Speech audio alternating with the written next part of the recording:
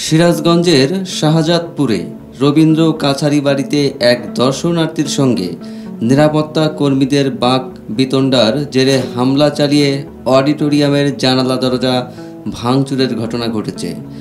মঙ্গলবার 10 জুন দুপুরের দিকে এই ঘটনা ঘটে। শাহজাদপুর থানার অফিসার ইনচার্জ আসলাম আলী জানান, গত রোববার 8 জুন বিকেলে দর্শনার্থী শাহনেওয়াজ তার স্ত্রী ও ভাতিজাকে সঙ্গে নিয়ে রবীন্দ্র কাছারি বাড়িতে ঘুরতে যায়। এ সময় দর্শনার্থীদের জন্য প্রবেশ মূল্য নিয়ে টিকিট দিলেও মোটরসাইকেল পার্কিংয়ের জন্য টাকা নিয়ে কোনো টোকেন দেয়নি কর্তৃপক্ষ। এ নিয়ে শাহনেওয়াজের সঙ্গে কাছারি বাড়ির নিরাপত্তা কর্মীদের কথা কাটাকাটি হয়। কথা কাটাকাটির এক পর্যায়ে রবীন্দ্র কাছারি বাড়িতে নিরাপত্তা কর্মীরা দর্শনার্থীকে লাঞ্ছিত করে। এ ঘটনাকে কেন্দ্র করে মঙ্গলবার 10 জুন দুপুরের দিকে শাহজাদপুর প্রেস ক্লাবের সামনে বিক্ষোভ মিছিল ও মানববন্ধন করে বিক্ষুব্ধ জনতা।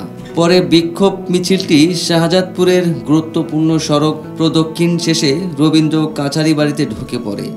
এ সময় বিক্ষুব্ধ জনতা রবীন্দ্র কাছারি বাড়ির কাস্টোডিয়ানের অফিস, লাইব্রেরি ও অডিটোরিয়ামের জানালা ও দরজা ভাঙচুর করে। এ সময় অডিটোরিয়াম, বিদ্যুৎ ও বাগান পরিচালক সিরাজুল ইসলামকে মারধর করে।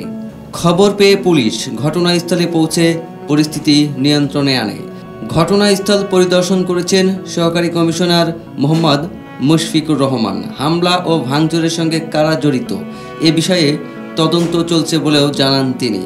প্রসঙ্গত, সিরাজগঞ্জের শাহজাদপুর উপজেলায় রবীন্দ্র কাছারি বাড়ি ইন্দো ইউরোপীয় স্থাপত্য শৈলীতে নির্মাণ করা দোতলা ভবনটি এখন পরিচিত রবীন্দ্র স্মৃতি জাদুঘর নামে। 1940 সালে শাহজাদপুরের জমিদারি কিনে নেন কবি রবীন্দ্রনাথ ঠাকুরের পিতামহ প্রিন্স দ্বারকানাথ ঠাকুর।